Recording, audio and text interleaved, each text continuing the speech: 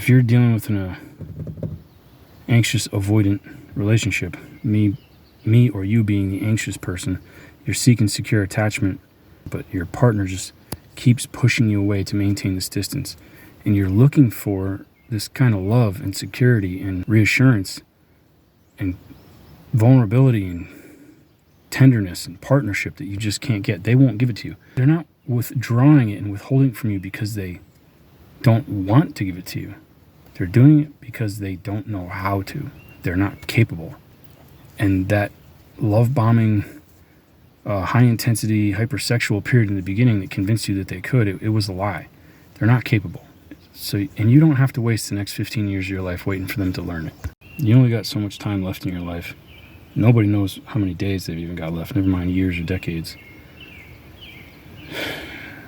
Honestly, I think it's better to be alone than to be getting abused by somebody that can't emotionally let you get close, but can't actually identify that, can't speak it, can't explain it, and therefore cannot correct or cure it.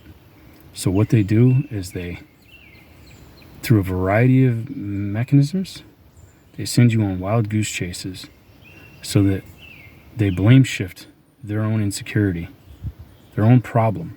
They shift the burden of this problem onto you because they don't know how to identify it, how to deal with it, how to heal it. Their fight or flight system has identified you, their loving partner that has probably been protecting them from themselves for a very long time.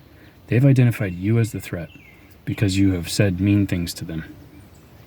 They might have done terrible things to you and you've responded to it, but they don't care about what they did to you. All that they hear over and over is that you embarrassed them, discouraged them, put them down, shamed them, berated them, corrected them. You're not allowed to express displeasure with an avoidant and stay close to them. That will shut them off. They will flee from you. But they will make it so that you caused them. They will always have plausible deniability. They will always orchestrate and manipulate situations where it's you who failed them. So you'll say, I really want to garden together. And they'll be like, I can't garden with you until you get me a new house. Do you hear the insanity to that? They are intentionally, perhaps subconsciously, but they're intentionally, for safety, for regulating distance, to prevent you from getting in. They are coming up with hurdles, taller and taller and taller, that you cannot jump. Their wedding ring's not big enough. Their car is not nice enough. You don't go on enough vacations. When all you want is movie night, when all you want is to garden, when all you want is to go to the gym together, when all you want is for them to go hiking with you, to go fishing, to just spend quality time, to be close.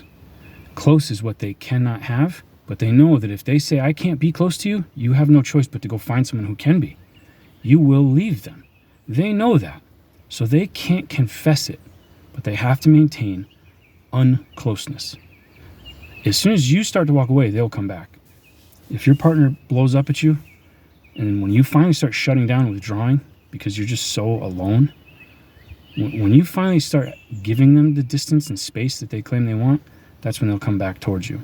If this is what's happening in your marriage or your partnership, look into anxious avoidant attachment, or fearful avoidance, dismissive avoidance, but avoidant attachment. These are traumatized children, neglected children that have a deep, deep trauma wound from childhood relative to a primary caretaker. And there's often a very Jekyll and Hyde character that you can trigger. And you can be a very consistent person, the same every day, very same, creature of habit. And one day they're in love with you, one day they're medium, and the next day they hate you. And it toggles through cycles. If that's what you're experiencing, look up avoidant